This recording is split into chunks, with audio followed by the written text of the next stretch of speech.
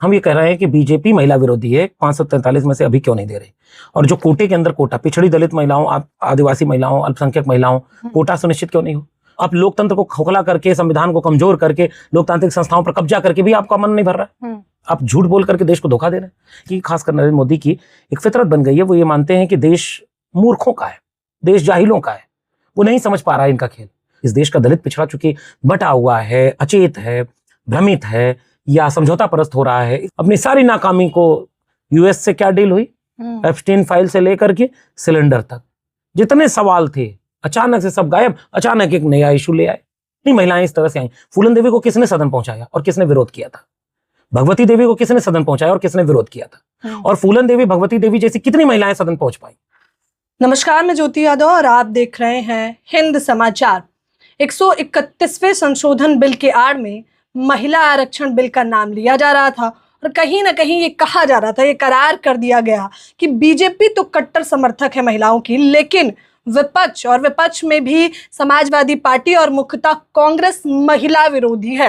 इसको लेकर पूरा नैरेटिव सेट कर दिया गया। गरिमत है कि सोशल मीडिया का जमाना है, तो तमाम लोगों ने इस पर प्रतिक्रियाएं देना शुरू किया और कहा कि महिला आरक्षण बिल तो सदन के अंदर वर्ष 2023 में ही पास किया जा चुका है, लेकिन इसको लेकर अभी भी बवाल लगातार जारी है। मोदी मीडिया कह रहा है कि विपक्ष और मुख्यतः समाजवादी पार्टी और कांग्रेस महिला विरोधी है, वो भी कट्टर महिला विरोधी है। असल में मीडिया ये नहीं कह रहा, ये बीजेपी कह रही है, और जो बीजेपी कहती है वही टीवी मीडिया कहता है। एक तथ्य आपने अपनी बातचीत में बता ही दिया कि पिछली बार 2023 में बीजेपी सरकार ने बाकायदे महिला विधेयक पास किया था, नारी शक्ति वंदन अधिनियम। पुरानी संसद से जब नई संसद में शिफ्ट हुए थे, मोदी जी पैदल जा रहे थे और पहला कानून सर्वसम्मति से पास हुआ था।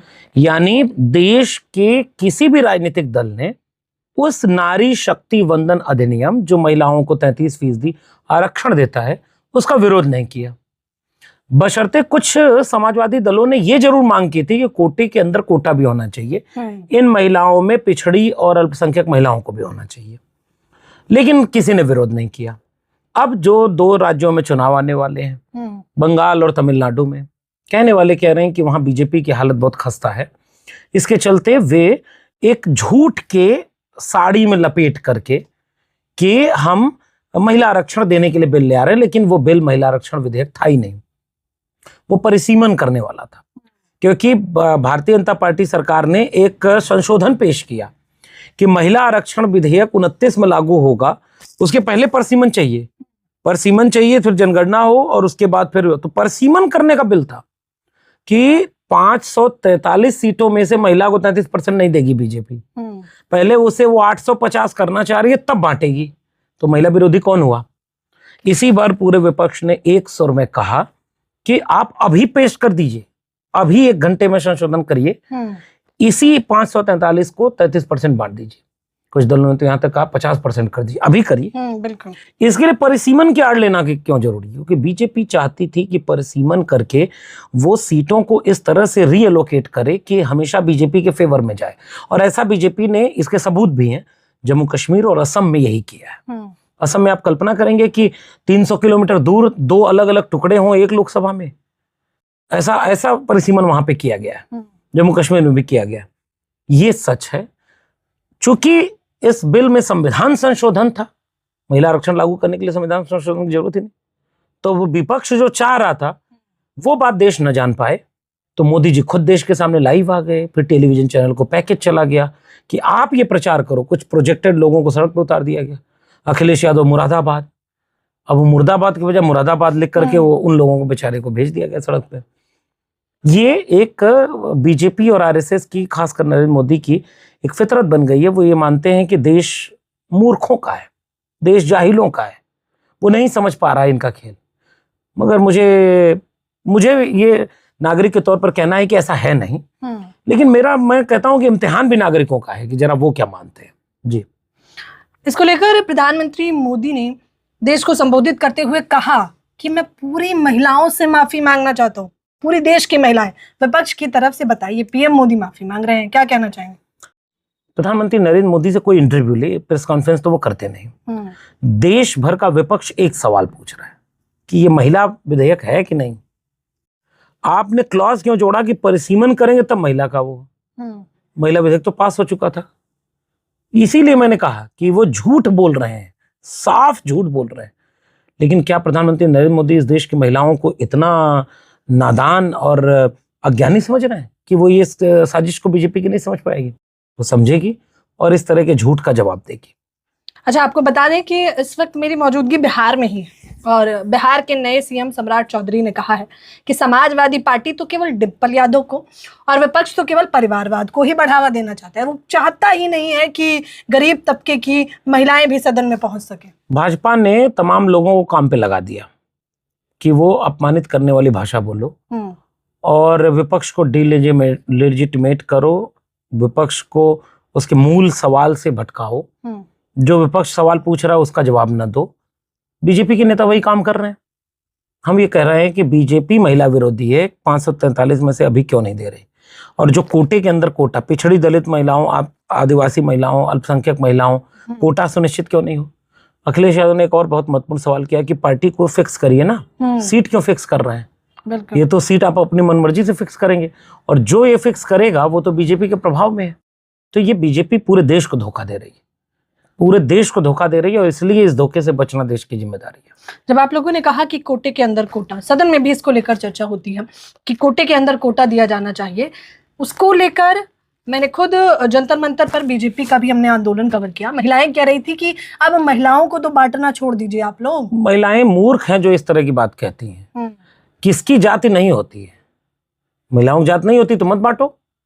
ओबीसी घरों की महिलाएं उन सीटों में महिला बन करके, फूलन देवी बन करके, भगवती देवी बन करके और इस तरह की महिलाएं जो काम कमेरा है, पिछड़ी दलित महिलाएं हैं, वो क्यों ना जाएं?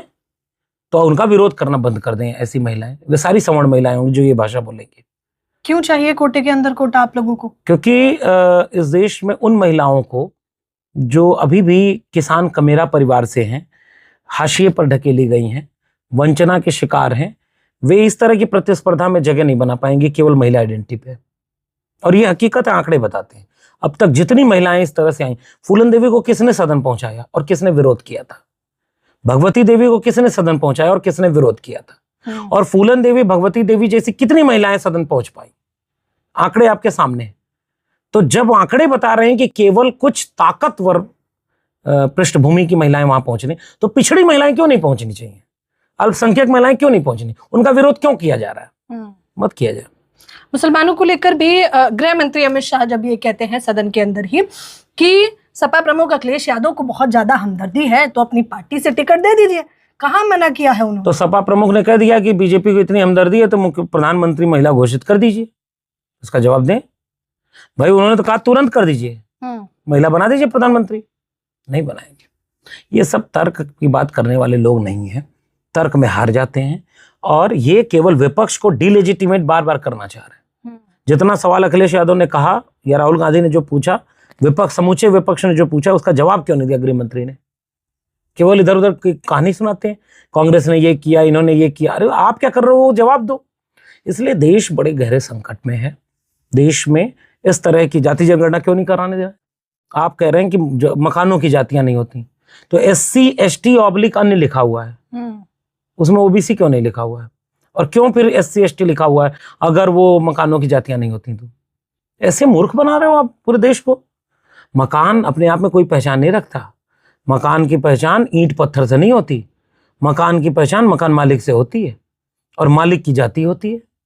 जिस गांव में टोले बने होते हैं, आज भी टोले है, ये कौन सा टोला, ये किस जाति का टोला, ये मजाक उड़ाते हैं ये लोग। बस इस देश का दलित पिछड़ा चूंकि बटा हुआ है, अचेत है, भ्रमित है या समझौता परस्त हो रहा है, इसलिए वो उनका झूठ चल जा रहा है। अब सवाल तो ये है कि सच जीतेगा कि झूठ जीतेगा लोकतंत्र। हम उम्मीद करते हैं कि भारत का लोकतंत्र अभी इतना कमजोर नहीं है कि वो झूठों के साजिश में आ जाए, लेकिन खतरा बहुत बड़ा है। झूठों ने सब कुछ कब्जा कर लिया है। इसी तरह का महाझूठ ही बोला गया। अपनी सारी नाकामी को US से क्या डील हुई, एप्स्टीन फाइल से लेकर के सिलेंडर तक जितने सवाल थे अचानक से सब गायब। अचानक एक नया इशू ले आए, प्रोजेक्टेड इशू है और इस देश की जनता का अपमान कर रहा है क्योंकि जनता को वो झूठ बोल रहा है। बताइए, PM मोदी लच्छेदार भाषण देते हैं और कहते हैं कि महिलाएं अपना अपमान कभी नहीं भूलती। देश की जनता अपना अपमान कभी नहीं भूलती है। देश की जनता को जो वादा करके बीजेपी सरकार में आई थी, एक वादा उसने पूरा नहीं किया। देश की जनता अपमान नहीं भूलती। जनता को महिला पुरुष में न बांटे बीजेपी। देश की जनता को जो जो बीजेपी ने कहा था, एक भी चीज पूरी नहीं हुई। इस सब का हिसाब जनता लेगी, इसकी हम बात करते हैं। लोकतंत्र में ये बड़ी बात होती है। अनावश्यक इमोशनल कार्ड खेलना ये बीजेपी की नाकामी, हार और हताशा को दिखा रहा है कि वो बुरी तरफ फेल हो चुके हैं। अब लोकतंत्र को खोखला करके, संविधान को कमजोर करके, लोकतांत्रिक संस्थाओं पर कब्जा करके भी आपका मन नहीं भर रहा है। आप झूठ बोल करके देश को धोखा दे रहे हैं। इस सब को शिकस्त मिलेगी। और मेरा मानना है कि भारत का लोकतंत्र बहुत गहरा है, बहुत मजबूत है। भारत के कमेरा लोग, मेहनतकश लोग इस झूठ का पर्दाफाश करेंगे और बीजेपी को भारी नुकसान होगा। एक और सवाल लेना चाहूंगी मैं आपसे, ये मेरा आखिरी सवाल है। जब आप लोग ये कह रहे थे कि बीजेपी को भी ये कहा गया कि उन्नाव रेप पीड़िता का मामला हो, हाथरस का कांड हो या तमाम अन्य हो, चाहे वो उत्तराखंड का अंकिता भंडारी मामला हो, पहलवानों का हो, उसको लेकर लोग लताड़ रहे थे। तो इसका जवाब भी वो कह रहे हैं कि राष्ट्रपति द्रौपदी मुर्मू इसी देश में और बीजेपी के राज में राष्ट्रपति बनी है, तो आप ये नहीं कह सकते हैं कि महिलाओं का अपमान हुआ है। नहीं, सवाल ये कि जहां अन्याय शोषण हो रहा है उसे किसी एक व्यक्ति के पद से, कुर्सी से दिखा के जस्टिफाई करना चाहती है। तो आदिवासी महिला अगर राष्ट्रपति हैं, हम उसका सम्मान करते हैं इस बात का। मणिपुर में जो 2 महिलाएं नंगी घुमाई गई, निवस्त्र कर गई, वो महिला नहीं थी, वो आदिवासी नहीं थी। इस देश में जितनी महिलाओं के साथ अन्याय, अत्याचार, शोषण का शिकार हो रही हैं, वे महिलाएं नहीं हैं। हाथरस की रेप पीड़िता महिला नहीं थी, उन्नाव की रेप पीड़िता महिला नहीं थी। चिन्मयानंद और कुलदीप सिंह सेंगर के साथ कौन खड़ा हुआ? तो बहुत सारे सवाल हैं। बीजेपी जिस तरह से देश विरोधी पार्टी है, संविधान विरोधी पार्टी है, वैसे ही महिला विरोधी पार्टी भी है। थोड़ा वक्त लगेगा, देश समझ जाएगा इस बात को। मतलब ये छलावा तो बेनकाब हो चुका है। फिलहाल हमारी नजर में बेनकाब हुआ है, लेकिन जनता का इम्तिहान है, कहीं झूठ में फंस न जाए।